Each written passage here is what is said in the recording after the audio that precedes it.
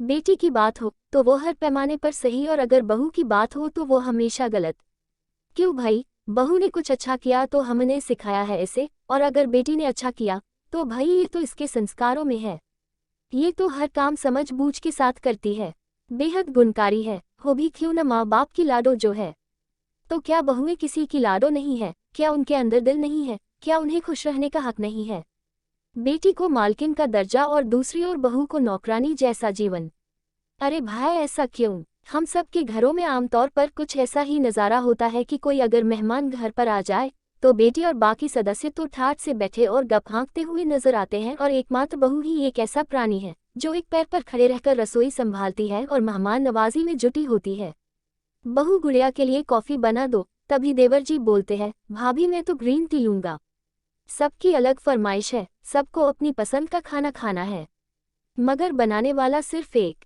अगर गलती से बहू कुछ देर के लिए मेहमानों के साथ बैठकर बातचीत करने लगे तो ये खासकर सास को गवारा नहीं है।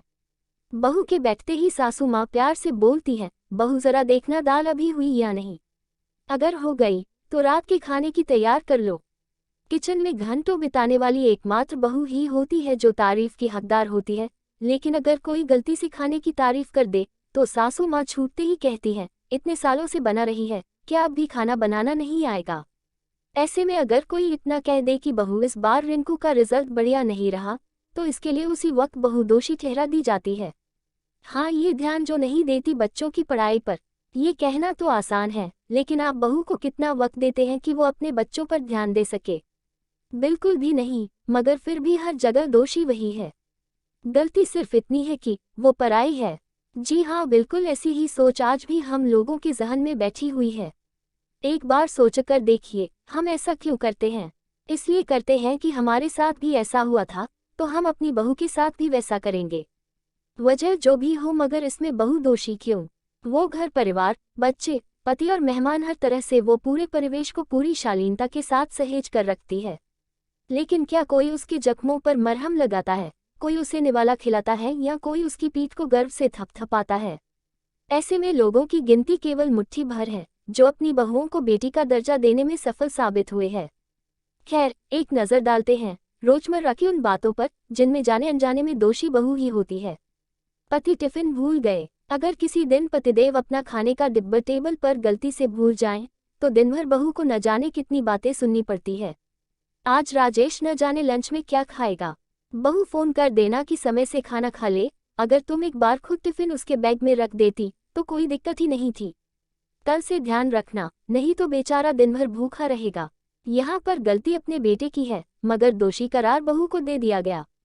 अगर सासू माँ की दवा खत्म हो गई, अब रात के खाने से पहले जो दवा लेनी थी वो खत्म हो गई। हालांकि बहू 2 दिन पहले से बता रही है कि माँ जी दवा मंगवा लीजिए, पर अपनी गलती कौन मानता है? पूरा कसूर बहुओं का हो जाता है कि अगर तुम चाहती तो दिन भर में किसी से मंगवा सकती थी, अब देखना सुबह तक मेरी शुगर बढ़ जाएगी। हर परिस्थिति में बहू को दोष देने से अच्छा है उसे प्यार से बैठाकर जिम्मेदारियों का एहसास कराएं और काम को किसी एक पर थोपने की बजाय आधा आधा बांट लें। अगर बहू बीमार पड़ गई, बीमारी कभी पूछकर या बताकर नहीं आती है, वो किसी को भी अपनी चपेट में ले सकती है। अगर गलती से बहू बीमार हो जाए तो सब लोग अपने अपने कामों के बारे में चिंतित होने लगते हैं। बहू का हाल जानने की बजाय बार बार कहा जाता है जल्दी से दवा लो और ठीक हो जाओ, अन्यथा बच्चों का ख्याल कौन रखेगा? तुम तो खूब बच्चों की तरह से बीमार पड़ गई हो और न जाने क्या क्या। अगर कामवाली नहीं आई, गलती से किसी दिन कामवाली न आए, तो कह दिया जाता है कि तुम कल ज्यादा बात कर रही थी उससे, तभी वो आज नहीं आई।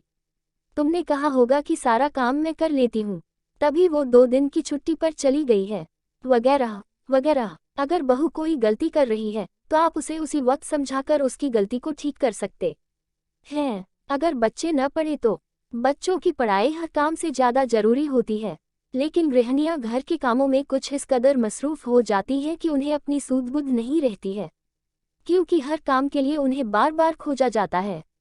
ऐसे में वो बाकी कामों को प्रमुखता से करना नहीं भूलती हैं। दूसरी तरफ बच्चों का ध्यान पढ़ाई से भटककर खेलने कूदने या टीवी के इर्द गिर्द भटकता रहता है। नतीजन अंक कमाना और इसकी पूरी जिम्मेदारी बहू को दे दी जाती है। घर में बहू का रोल अहम है, मगर जरूरी नहीं कि बहू हर जगह सही हो। बड़े बुजुर्गों का फर्ज बनता है कि वो बहू को किसी भी मामले में दोषी ठहराने से पहले उसकी अच्छाइयों को परखें और अपने घर की बहुओं का सही मार्गदर्शन